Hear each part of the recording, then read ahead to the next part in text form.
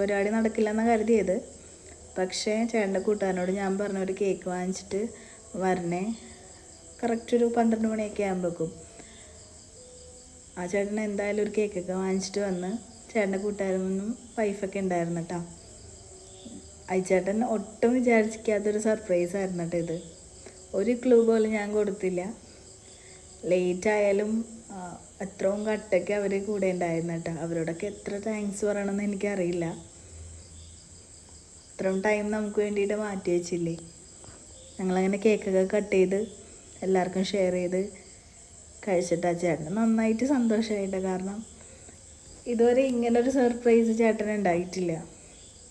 എനിക്ക് ഭയങ്കര ഹാപ്പി ആയിരുന്നു കേട്ടോ. എന്താ പറയുക, എൻ്റെ ലൈഫിൽ എനിക്ക് ദൈവം തന്ന ഏറ്റവും വലിയ ഗിഫ്റ്റാണ് കേട്ടോ ചേട്ടൻ. എൻ്റെ ഏറ്റവും ഫേവറേറ്റാണ്. അത് എങ്ങനെ പറഞ്ഞത് മനസ്സിലാക്കും എന്നൊന്നും എനിക്കറിയില്ല. എൻ്റെ ഏറ്റവും ഫേവറേറ്റ് തന്നെയാണ് കേട്ടോ. ഞങ്ങൾ കുറേ നാളത്തെ പരിചയമുണ്ട്. കണ്ടപ്പോൾ തുടങ്ങിയുള്ള ഇഷ്ടം ഇപ്പോഴും ഉണ്ട്. ഒരു തരി പോലും മാറിയിട്ടില്ല കേട്ടോ. കൂടിയിട്ടേ ഉള്ളൂ, കുറഞ്ഞിട്ടില്ല കേട്ടോ. പിന്നെ ഞാൻ കൊടുത്ത ഗിഫ്റ്റൊക്കെ പൊട്ടിച്ച് നോക്കണേനെ. ചേട്ടന് ഇത്രയും എക്സ്പെൻസീവ് ഷർട്ടൊന്നും ഇടില്ല. ഞാൻ ഇച്ചിരി എക്സ്പെൻസീവ് ഷർട്ടൊക്കെ ഉണ്ട് ഗിഫ്റ്റ് കൊടുത്തത്. അപ്പോൾ പിന്നെ വേറൊരു ഗിഫ്റ്റ് ഉണ്ടായിരുന്നു. എൻ്റെ ഒരു കസിൻ ഡ്രോയിങ് നന്നായിട്ട് വരക്കോട്ടോ, ശ്രീഷ്മ. അവരുടെ ഇൻസ്റ്റ ഐ ഡി ഞാൻ ടാഗ് ചെയ്യാട്ടോ. ശ്രീ എനിക്ക് വേണ്ടിയിട്ട് അത്രയും കഷ്ടപ്പെട്ട് അത്രയും മണിക്കൂറുകൾ എനിക്ക് വേണ്ടി മാത്രം ചെയ്തൊരു വർക്കാണ് ഇത്. അധികം ദിവസങ്ങളൊന്നും ഉണ്ടായിരുന്നില്ല. എന്നിട്ടും ആ ഒരു കറക്റ്റ് ടൈമിൽ തലേദിവസം തന്നെ വീട്ടിൽ എത്തിച്ചു തന്നിട്ടാ.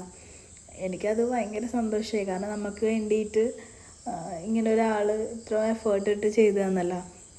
ഇത് ഞങ്ങളുടെ കല്യാണ ഫോട്ടോ ആണ്. കാരണം ഈ ഒരു ഫോട്ടോ നമുക്ക് എല്ലാവർക്കും അങ്ങനെയല്ല, അത്രയും ഫേവറേറ്റ് ആയിരിക്കും. അതിങ്ങനെ ഒരു ഡ്രോയിങ്ങിലൂടെ റീക്രിയേറ്റ് ചെയ്ത് തന്നല്ലോ.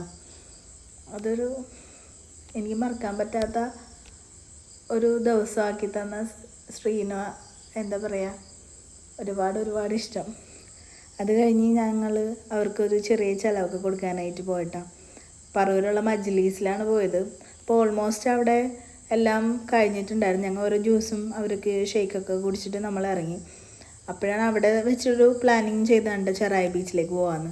അപ്പോൾ ഞങ്ങൾ പറഞ്ഞ് ബീച്ചിൽ അങ്ങനെ തിരക്കൊന്നും ഉണ്ടാവില്ല, എല്ലാം ക്ലോസ്ഡ് ആയിരിക്കുന്നു. പക്ഷേ അവിടെ ചെന്നപ്പോൾ അത്യാവശ്യം എല്ലാ ഷോപ്സൊക്കെ അവൈലബിൾ ആയിരുന്നു കേട്ടോ. കുറച്ച് പേരൊക്കെ ഉണ്ടായിരുന്നു ബീച്ച്